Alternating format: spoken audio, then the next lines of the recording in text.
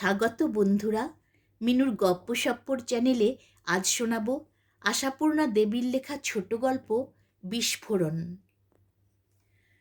তুচ্ছ কারণ লইয়া বিজয় মাস্টারের সঙ্গে কানাই ডাক্তারের রীতিমতো বচসা হইয়া গেল।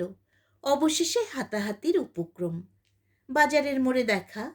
হাতে ঝুলানো হৃষ্টপুষ্ট রুই মাছটি কৌশলে একবার মাস্টারের নাক বরাবর দোলাইয়া লইয়া ডাক্তার দরাজ গলায় প্রশ্ন করিলেন, হয়নি এখনো? মাছ টাছ সব উঠে গেল, এত বেলা যে? মাস্টার ডাক্তারের হস্তকৌশল উপেক্ষা করিয়া তাচ্ছিল্যের সুরে কহিলেন, পাগল, কত চান? উঠে গেলেই হলো। আমার জন্যে 2-4 সের সরিয়ে রেখে তবে ছাড়ে। মাস্টারের বাজার করার খ্যাতি আছে, অতএব কানাই ডাক্তার কথা পাল্টায়। তারপর আপনাদের ছুটি হচ্ছে কবে?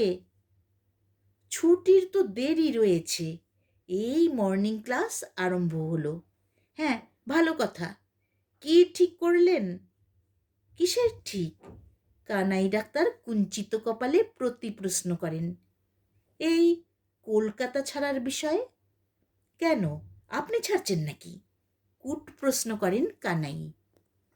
মাস্টার বলেন, তাই তো ভাবছি। বাড়িতে তো মহা খেপেছে, রোজ রোজ নতুন হুজুগ আর আতঙ্ক। আমি বলি, আরে বাপু, অদৃষ্ট ছাড়া তো পথ নেই। বোমায় প্রাণ হারানো কপালে থাকলে খণ্ডাচ্ছে কে? কলকাতায় পড়বে, বাইরে পড়বে না, মানে আছে কিছু? তা মেয়ে ছেলেকে বোঝানো, বুঝেছেন কি না? ও শিবের বাবারও সাধ্যি নেই।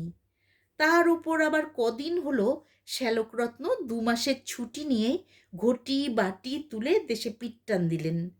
সেই অবধি আর ঠেকিয়ে রাখা যাচ্ছে না।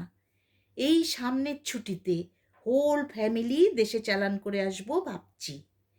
আমার তো মশাই মরবার অবকাশ নেই। সকাল সন্ধে 2টো টিউশনই রাখতে হয়। আবার ভাইপোটি এবার বিটি দেবে, কোথায় যে থাকে। এসব সমস্যা মশাই বোমার বাবা। ডাক্তার গোফের ফাঁকে মুচকি হাসি হাসিয়া কহিলেন, শখের কাজল পরবেন? পড়ুন, কে কি করবে? আমি তো মশাই ঠিক করেছি, কলকাতার শহর ওজাড় হয়ে গেলেও একটি পা নড়ছি না। ছেলেদের পাল্লায় পড়ে বস্তা কটক বালিয়া নিয়ে ছাতে ফেলে রেখেছি। ব্যাস, গ্যাট হয়ে বসে থাকবো। দেখি কটা হিটলার এসে তাড়া করে। বোমা পড়বে না হাতি পড়বে, যত সব হুজুগ। চাকর বেটা ওই হুজুগে কাল রাত্রিরে দেশ পালালো। এত সদুপদেশ দিলাম মশাই, বলি বোমা কি বেছে বেছে তোদের ঘাড়েই পড়বে বাবা? আমরা তো এক পা নড়ছি না, কিছুতেই শুনলে না। তার ভাই বেরাদাররা যা বুঝিয়েছে তাই অকাট্য। এই সব বোকা লোকগুলোই হচ্ছে হুজুগের সৃষ্টিকর্তা, বুঝলেন মশাই? মাস্টার বলেন, তা যা বলেছেন। ওরাই বাইরে থেকে যত সব আজগুপি কথার আমদানি করে, আর বাড়িতে মেয়ে ছেলেদের দেয় খেপিয়ে। আমারও ইচ্ছে ছিল না যে এই সব ঝামেলা সয়ে দেশে যাই, কিন্তু বাড়িতে রোজ তাই নিয়ে তর্ক, বচসা, অশান্তি। আরে আমার বাড়িতেই কি ওসব হচ্ছিল না ভেবেছেন? এক ধমকে সব চুপ।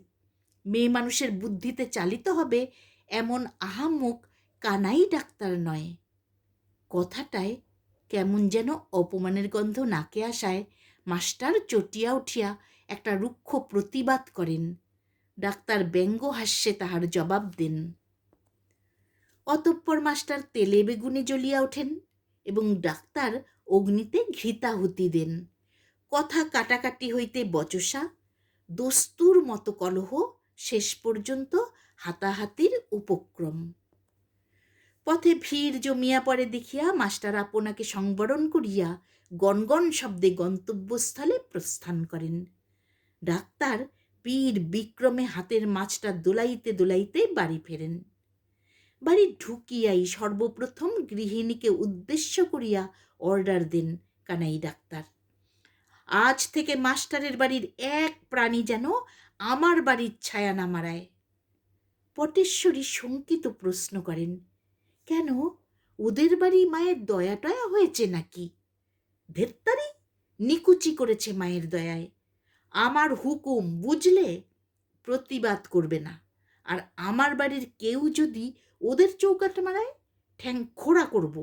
হতভাগা রাস্কেল, গরু ঠেঙিয়ে খায়, টেক্কা দিতে আসে কানাই ডাক্তারের সঙ্গে।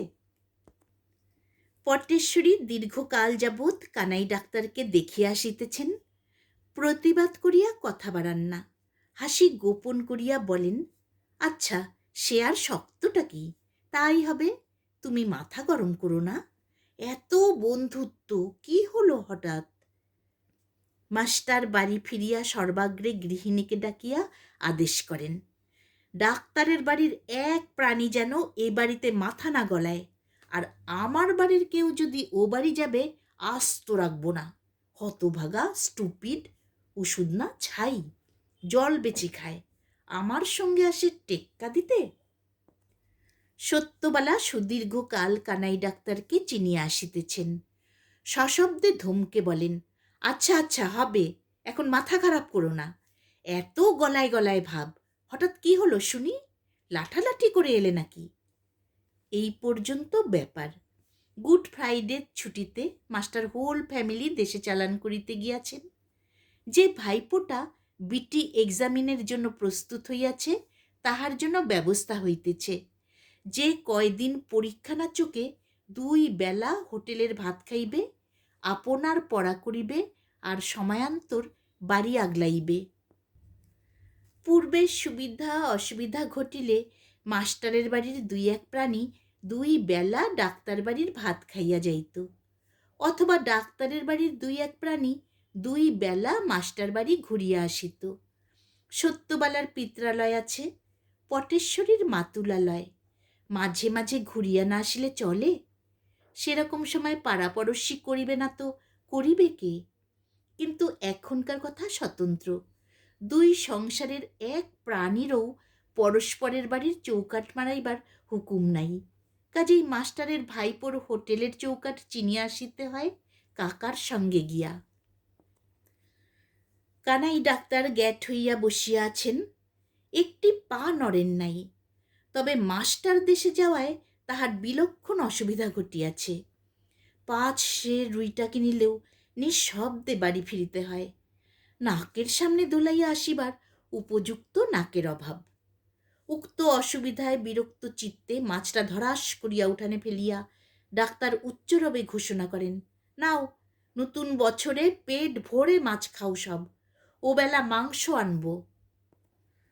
পটেশ্বরী সহর্ষ পুলকে মন্তব্য প্রকাশ করেন, দিব্যি মাছটি তো টাটকা, যেন ধরফর করছে।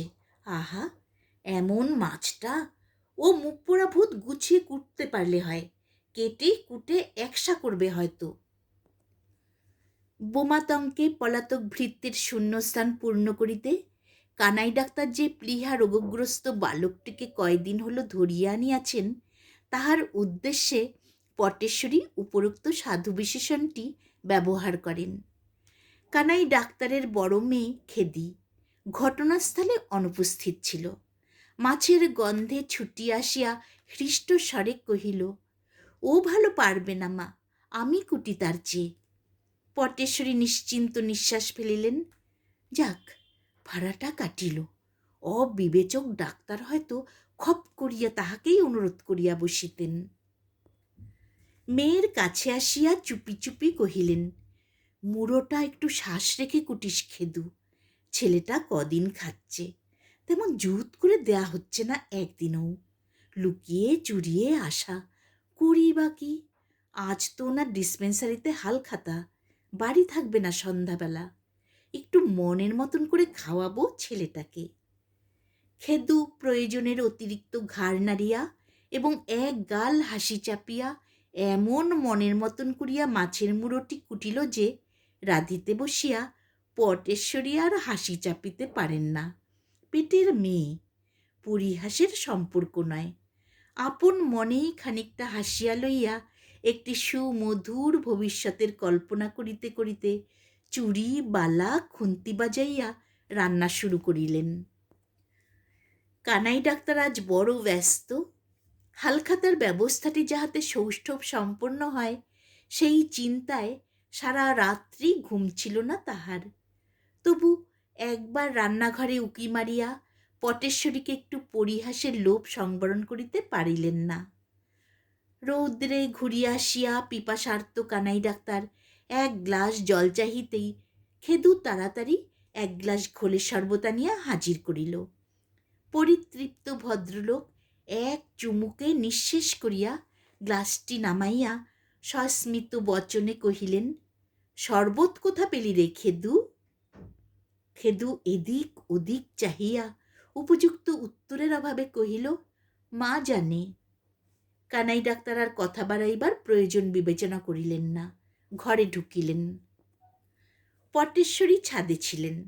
ঘরমাক্ত কলেবরে এক বোঝা কাপড় লইয়া নামিয়া আসিয়াই খালি গ্লাসে দৃষ্টিপাত করিয়া কহিলেন, শরবতটা কে খেলেলা খেদি? খেদি উত্তর করিল, বাবাকে দিলাম মা, রোদ্দুর থেকে এলেন। বেশ করেছ, মেয়ের আদিক্ষেতা দেখে মরি। কুজো থেকে ঠান্ডা জল দিলেই হতো। ছেলেটা এখনই তেতেপুরে আসবে বলে শরবতটুকু করে বরফ দিয়ে রেখে গেলাম। একটু চোখের আর হয়েছি কি, উল্টো পাল্টা। তোদের নিয়ে আর পারি নে বাপু। উনি আবার এক্ষুনি এলেন কি করতে? লোকে অফিস করে, আজ কাছারি করে, নিশ্চিন্দি। এর কাজও নেই, কামাইও নেই, 24 ঘন্টা ঘুরঘুর। ঘরের ভিতর কানাই ডাক্তার পতিব্রতা সতীর মন্তব্য শুনিয়া স্তম্ভিত, বিস্মিত, হতচকিত হইতে হইতে মরমে মরিয়া যান। কিন্তু ছেলেটা আবার কে? কে তাতিয়া পুরিয়া আসিবে? কাহার জন্য পটেশ্বরীর এত দুশ্চিন্তা? ভাবিতে ভাবিতে গটগট করিয়া বাহির হইয়া যান কানাই ডাক্তার। সংসারের উপর বীতশ্রদ্ধ হইয়া পড়িয়াছেন তিনি। তবু অনেক দেখিতে বাকি ছিল তাহার। রাগভরে সন্ধ্যাবেলায় আর সকালের প্রতিশ্রুত মাংস তিনি কিনিয়া আনেন নাই। রাত্রিবেলা যেই বাড়ি ঢুকিয়াছেন, সারা পাইয়াই পটেশ্বরী তাড়াতাড়ি রান্নাঘর হইতে বাহির হইয়া সুকৌশলে দরজাটা আধভেজানো করিয়া ও বাকিটা নিজে আড়াল করিয়া দাঁড়াইয়া বলিয়া উঠিলেন, বেশ মানুষ তো তুমি। এবেলা মাংস আনবে বলে সকালে মাছগুলো সব উঠিয়ে দিলাম। এখন কি দিয়ে কি করি? বিকেল থেকে 5 বার ভূতটাকে তোমার ডিসপেন্সারিতে পাঠালাম। কেবলই বলে, বাবু কথার জবাব দেন না। খুব হালখাতা করছো, যা হোক। ছেলেপুলের খাবারও তো পাঠালে না এবার। কানাই ডাক্তার সব কথাগুলি নীরবে কান পাতিয়া শোনেন। তাহার পর ক্রুদ্ধ জ্বলন্ত দৃষ্টিতে পত্নীর মুখপানে চাহিয়া ভীষণ কণ্ঠে বলেন, হুঁ, এসব অখাদ্যে অবুদ্ধে হতভাগ্যকে তাহলে কিছু দরকার আছে সংসারে? মোট বইবার দরকার না, সবাইকে চিনে নিয়েছি, এইবার দেখে নেব। কি বলছো পাগলের মতন? পটেশ্বরী অজ্ঞাত সারে একবার পিছন পানে চাহিয়া ফেলেন। কানাই ডাক্তার সন্দিগ্ধ দৃষ্টিতে বলেন, ঘরে খেতে বসেছে কে? খেদু, ডলি, খোকা, আবার কে? ও, বড় বড় ছায়া পড়েছে কার? কি বলছো? স্বপন দেখছো নাকি? যাও দেখিনি, উপর ছাদে গিয়ে বসো গে একটু, মাথায় হাওয়া লাগুক। সারাদিন বড্ড খাটাখাটনি গেছে কি না। আহা, থাক, আর দরদে কাজ নেই। কানাই ডাক্তার স্বভাবসিদ্ধ গটগট ভঙ্গিতে উপরে উঠিয়া যান। আহাররত ব্যক্তি হাসি চাপিতে গলায় কাটা বাঁধাইয়া হাঁচিয়া কাশিয়া বলে, আচ্ছা বিপদে পড়েছিলেন মাসিমা। রোজ রোজ আপনার এ এক মুশকিল মন্দ নয়। কিন্তু কাকা এলে তো আর চলবে না, সঙ্গে করে হোটেলে নিয়ে যাবেন টেনে। পটেশ্বরী স্নেহ বিগলিত স্বরে বলেন, আহা, মরে যাই। হোটেলের ভাত ভদ্রলোকের ছেলের পেটে সায় কখনো? কর্তাদের যেন ভীমরতি ধরেছে। আমি তো বাবা চোখের উপর দেখতে পারবো না। খেদু, তোর ভুলু দাদাকে দইটুকু সরিয়ে দে তো মা। বিছানায় পড়িয়া সিগারেট টানিতে টানিতে কানাই ডাক্তারের মাথা গরম হইতে থাকে। আজ আর তিনি খাইতেছেন না। পটেশ্বরী পায়ে ধরিলেও না। কয়দিন ধরিয়া তাহার চোখের আড়ালে কি যেন একটা লুকোচুরি চলিতেছে, ধরা ছোঁয়া যায় না, কেমন সন্দেহ হয়।